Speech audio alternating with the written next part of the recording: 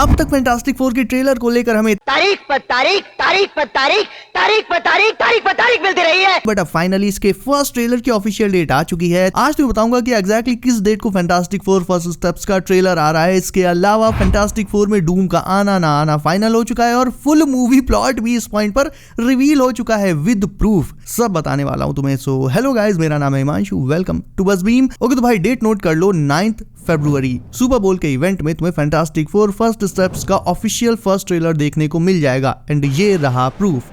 Poster में साफ साफ सुपर बोल का लोगो है एंड फैंटास्टिक फोर के हैंड्स भी दिखाई दे रहे हैं। By the way, last year Marvel ने डेडपूल एंड वुल्वरीन के टीजर को भी सुपर बोल में ही दिखाया था, जिसमें उसे क्या ही धमाकेदार रिस्पांस मिला था। तो सेम रिस्पांस मार्वल अब फैंटास्टिक फोर के पहले टीजर ट्रेलर से भी एक्सपेक्ट कर रहा है। एंड दैट्स एग्जैक्टली व्हाई वो इसे 9 फरवरी को सुपर बोल के इवेंट में रिलीज करने जा रहा है। अब वहां 9 फरवरी का मतलब अपने यहाँ टाइम जोन के हिसाब से लगभग 10 तारीख पड़ेगा, तो तुम्हें इंडिया में ये ट्रेलर ऑलमोस्ट 10 को देखने को मिलेगा। और ना सिर्फ फैंटास्टिक फोर बल्कि मार्वल थंडरबोल्ट्स का भी एक न्यू ट्रेलर इसी दौरान रिलीज होगा, इसी इवेंट में रिलीज होगा। एंड यूनिवर्सल वालों की तरफ से भी जुरासिक वर्ल्ड रीबर्थ का ट्रेलर भी इसी इवेंट में लॉन्च किया जाएगा। और इसमें तो कोई नई बात नहीं है, सुपर बोल में बहुत से मेजर मूवीज एंड शोज के ट्रेलर्स हमेशा से लॉन्च होते आए हैं। एंड लास्ट ईयर वाले डेडपूल एंड वुल्वरीन के रिस्पॉन्स को मार्वल फैंटास्टिक फोर के साथ फिर से रिपीट करना चाहता है। तो एग्जैक्टली इसीलिए ट्रेलर सुपर बोल में रिलीज हो रहा है। इसके अलावा इफ तुम्हें नहीं पता है तो बता दूं, फैंटास्टिक फोर मूवी का फुल प्लॉट भी अब सामने आ चुका है, वो भी अब मैं तुम्हें बताने जा रहा हूं। एंड बिलीव मी यार, it's really epic and awesome. लेकिन प्लॉट शुरू करने से पहले चैनल पर अगर तुम पहली बार आए हो देन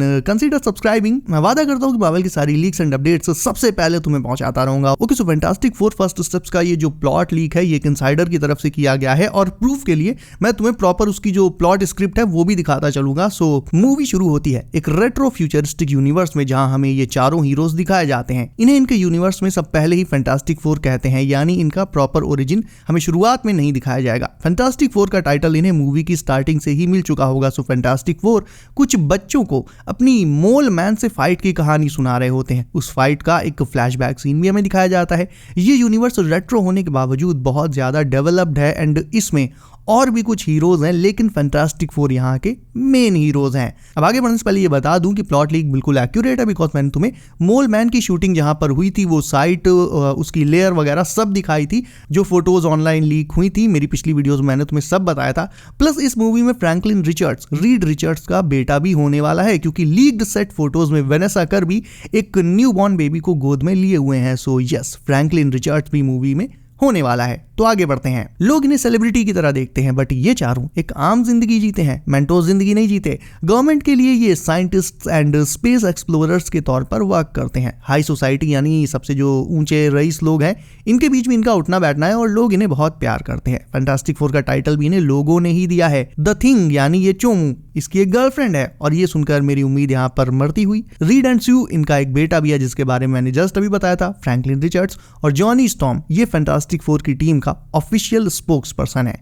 जैसे जैसे मूवी आगे बढ़ती है वैसे वैसे हमें ये पता चलता है कि ये फैमिली जितनी सीधी दिख रही है उतनी है नहीं। ये चारों जरूर कुछ छिपा रहे हैं। एक गवर्नमेंट मिशन पर जाते टाइम अर्थ की ऑर्बिट पर इनकी मुलाकात सिल्वर सर्फर से होती है। And to be clear here, a female surfer उन्हें बताती है कि गैलेक्टस, डिवॉरर ऑफ वर्ड्स, वो उनकी दुनिया की तरफ आ रहा है। एंड फाइनली मूवी का पहला एपिक मोमेंट जब ये रिवील हो जाता है कि फैंटास्टिक फोर इस यूनिवर्स से नहीं आते, बल्कि वो आते हैं सेक्रेट टाइमलाइन से, यानी हमारी मेन अर्थ 616 से। अब तुम्हें याद होगा ये चीज अराउंड 1 महीने पहले ही मैंने प्रेडिक्ट करी थी कि ये फैंटास्टिक फोर ओरिजिनली उस रेट्रो यूनिवर्स से नहीं है, बल्कि ये किसी और यूनिवर्स से है। मोस्ट प्रोबेबली हमारे 616 से आते हैं और किसी फेल्ड एक्सपेरिमेंट के चलते ये उस दूसरी टाइमलाइन में जाकर फंस गए हैं। एंड टू बी ऑनेस्ट, ये स्टोरी लाइन बहुत सही है, बिकॉज एट सम पॉइंट जब ये फैमिली वापस 616 पर आएगी तो लोग पूछेंगे तो है ही कि ये कौन है। ऐसे में हो सकता है दूसरी टाइमलाइन में जाने से पहले ये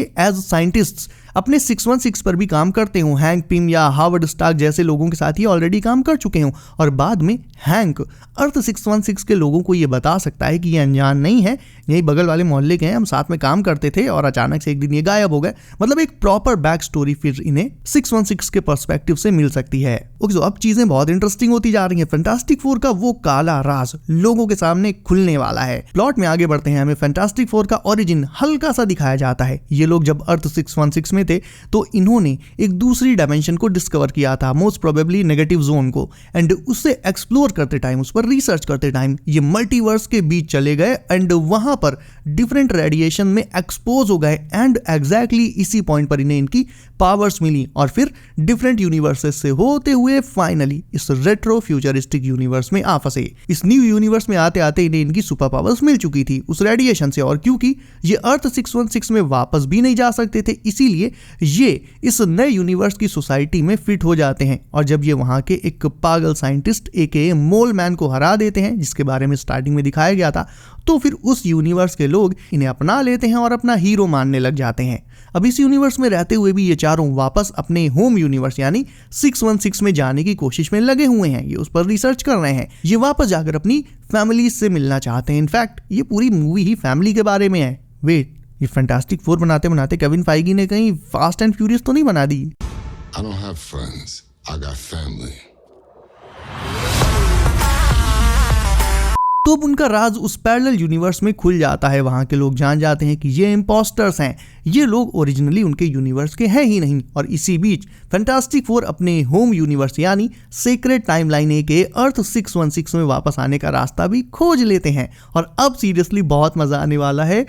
चारों में से कुछ तो 616 में वापस आने के लिए तुरंत तैयार हो जाते हैं, बट उनमें से कुछ का मानना है कि वो यहाँ रुक कर इस पैरेलल यूनिवर्स को गैलेक्टस से बचाएं। एटलीस्ट 616 में जाने से पहले वो गैलेक्टस को डिस्ट्रॉय कर दें और इस रेट्रो यूनिवर्स को बचा लें, उसके बाद फिर वो वापस 616 में जाएं, क्योंकि इतने टाइम से इस यूनिवर्स में रहते रहते जाहिर है इस यूनिवर्स से वो अटैच्ड हो गए हैं। इसी बीच सिल्वर सर्फर अर्थ पर आती है और उसका बैटल फैंटास्टिक फोर से होता है, जिन्हें वो हरा देती है। और उनका उस रेट्रो यूनिवर्स से वापस भागकर सीक्रेट टाइमलाइन में जाने का जो प्लान है वो भी जान जाती है। अब आगे की कहानी सुनकर लिटरली तुम्हारी फटने वाली है। फैंटास्टिक फोर के 616 में भागने का प्लान जब सर्वर को पता चलता है तो पता क्या करती है, वो पहले खुद 616 में आती है और यहां से वापस फिर अपने रेट्रो यूनिवर्स में जाती है और सीधा किसके पास जाती है? गैलेक्टस के पास। वो गैलेक्टस को बताती है कि उसे उसके रेट्रो यूनिवर्स को डिस्ट्रॉय करने की जरूरत नहीं है, इसकी बजाय वो सीक्रेट टाइमलाइन में जाकर यानी 616 में जाकर वहां के वर्ल्ड्स को डिस्ट्रॉय कर सकता है। इवन वहां उसके डिस्ट्रॉय करने के लिए बहुत सारे वर्ल्ड्स हैं।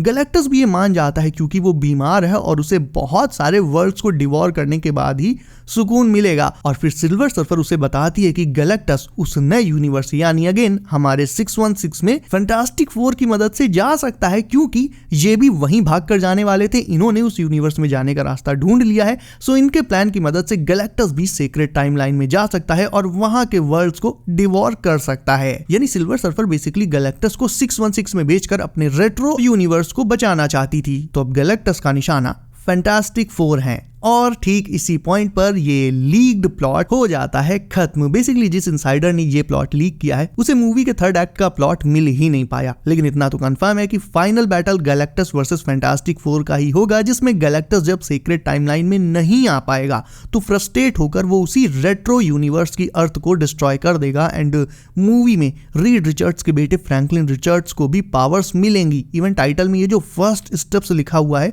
ये उसके बेटे के लिए ही है। एंड दो चीजें और, फर्स्ट तो ये कि मूवी में भर भर के हीरोज के वेरिएंट्स के कैमियोज होने वाले हैं, and secondly Galactus will not be defeated in the movie. अब रही बात डूम की, तो 99% वो पोस्ट क्रेडिट सीन में खुद अपीयर होगा। मतलब ऐसा कोई उसकी आवाज सुनाकर या उसे पीछे से उसका शॉट दिखाकर उसे ऐसे टीज नहीं किया जाएगा, बल्कि प्रॉपर उसका खुद का अपीयरेंस होने वाला है। एंड थर्ड एक्ट को लेकर फिलहाल तो हम सिर्फ थ्योरीज ही बना सकते हैं कि आगे क्या हुआ होगा। मे बी फैंटास्टिक फोर 616 में या फिर TVA में आ जाएंगे और उनके यूनिवर्स का डूम एके RDJ's डॉक्टर डूम उन्हें भागता हुआ और अपने होम यूनिवर्स को डिस्ट्रॉय होता देखकर उनके पीछे पीछे आएगा and he will and up destroying the entire multiverse. चाहे वो रिवेंज के लिए करे ऐसा या फिर किसी और माइंडसेट से करे, जो भी हो असली कहानी फैंटास्टिक फोर से ही शुरू हो जाएगी। एंड टू बी ऑनेस्ट मुझे ये पहले इतनी इंटरेस्टिंग नहीं लग रही थी, बट अब इसकी प्लॉट लीक के बाद I seriously can not wait for the movie. ये मूवी बहुत बहुत ही ज्यादा एपिक होने जा रही है। So guys,